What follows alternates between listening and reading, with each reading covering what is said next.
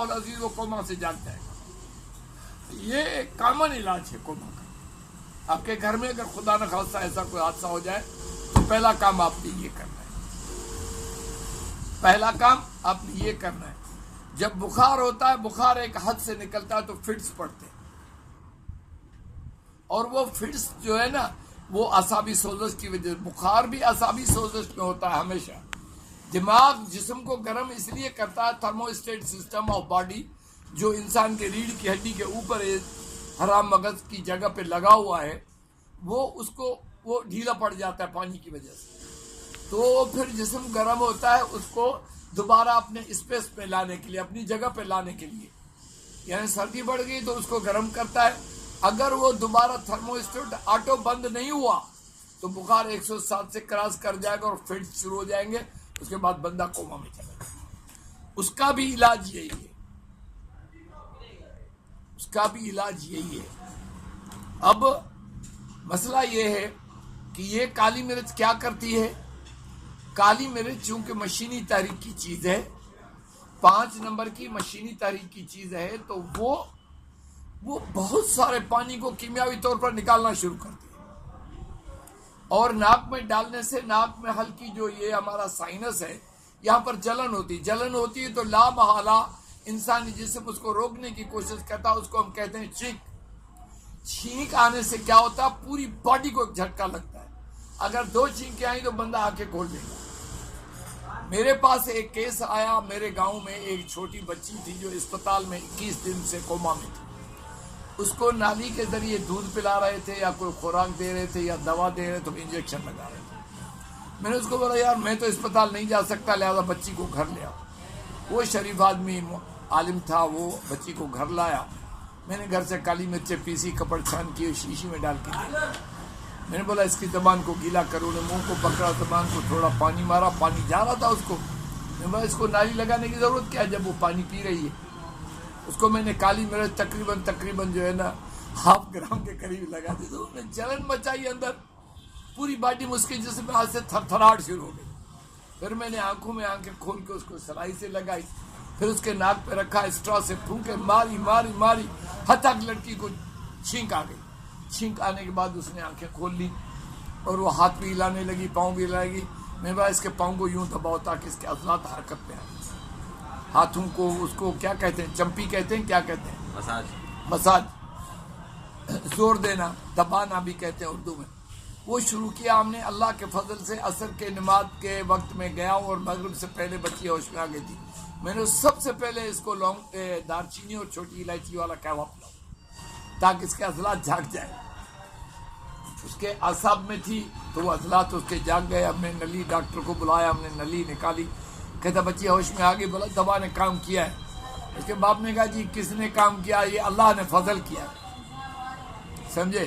اور میں بیٹھا رہا، انہوں نے مرغی کاٹی خوب، ہم نے مرغی کھائی۔ میں کہا پیسے میرے پاس کس چیز کے پیسے؟ میں نے تو علاج ہی نہیں کیا، دوائی تو میں نے دی نہیں ہے، تو یہ تو ایسے ہی میں نے ٹوٹکا کیا ہے۔ تو یہ اتنی بڑی کمال کی چیز ہے۔ اور آپ لوگوں کو ایک اور، اعصابی بخار میں کوئی نہیں ٹوٹ رہا، بخار نہیں ٹوٹ رہا، آپ کالی مرچ اس کی زبان پہ لگانا شروع کریں، اگر ہوش میں ہے تو کھلانا شروع کریں، کھلائیں بھی ایسے زبان پہ رکھیں، پھر اس کو آہستہ آہستہ پانی پلائیں۔ انشاءاللہ سوائن فلو، برڈ فلو، اور جو ہے نا وہ کون سا ہے، وہ ایک سور فلو ہے، کون سا ہے، اور فلانا بخار ہے، فلانا ڈینگی ہے، کوئی بھی نہیں اتر رہا، انشاءاللہ اتر جائے انشاءاللہ العزیز۔ اگر وہ بندہ جو ہے نا اسپتال میں اور کپڑے کے اندر اس کو بند کر رکھا ہے، یہ دوسروں کو بیمار کرے گا، وہ بھی انشاءاللہ ٹھیک ہو جائے گا۔ تو یہ اعصابی سوزش کا نتیجہ ہے۔ میں نے تینوں باتیں بتا دی۔ اب آتے ہیں ہم چوتھی بیماری کی طرف۔ چوتھی بیماری دماغ کی یہ ہے کہ دماغ کے اندر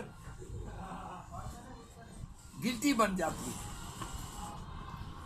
دماغ کے اندر ٹیومر بن جاتا ہے، گلٹی کہیں اس کو یا رسولی کہیں اس کو یا جو بھی کچھ کہیں۔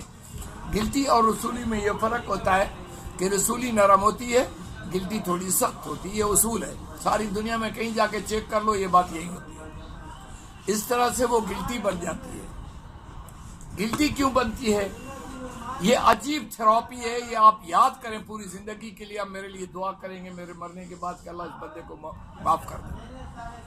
گلٹی اس لیے بنتی ہے کہ بہت سارا پانی دماغ میں جمع ہونے کے بعد وہ جو پانی زیادہ ہوتا ہے نسیں اس کی لائٹ ہوتی ہے، تو وہاں گھومتے گھومتے وہ جو ہمارا جو ٹیشو کلچر ہے خون کا وہ رکنا شروع ہوتا ہے۔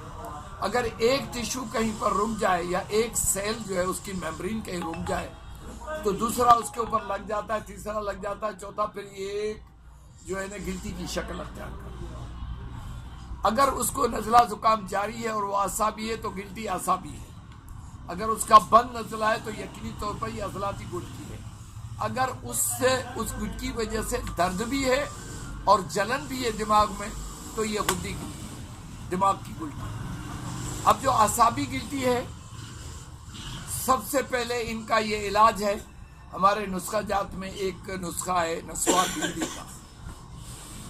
بجلی کا، وہ آپ اس کو ضرور سنگھائیں تاکہ اس کا ناک جاری ہو، اس کو چھینک آئے، ہمارے جو نیورونز ہیں وہ جاگ جائیں، وہاں جو حرکت ہوتی ہے سکیڑ اور پھیلا نسونگا ہوتا ہے وہ شروع ہو جائے۔ اللہ کریم کرے گا کہ وہ اس میں ٹھیک ہو جائے گی۔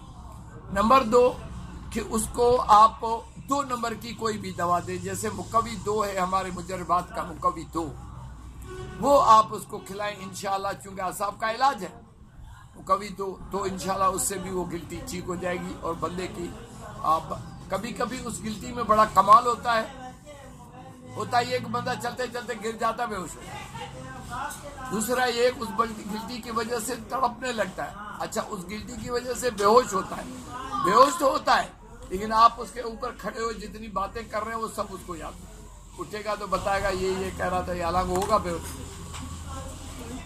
تو اس کی ایک حص کام کر رہی ہوتی ہے اور وہ ریکارڈ بھی ہو رہا ہوتا ہے۔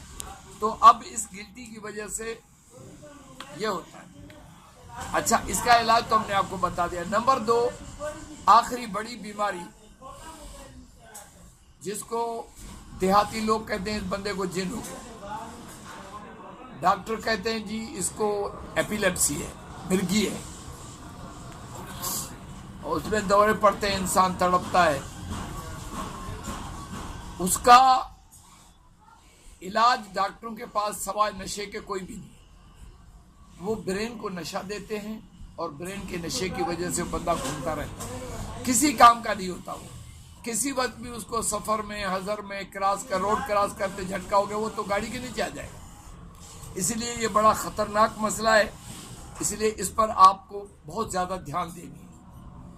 اس میں کیا ہوتا ہے، اس میں 2 قسم کی مرگی ہوتی ہے، 2 قسم کی بیماری ہوتی ہے۔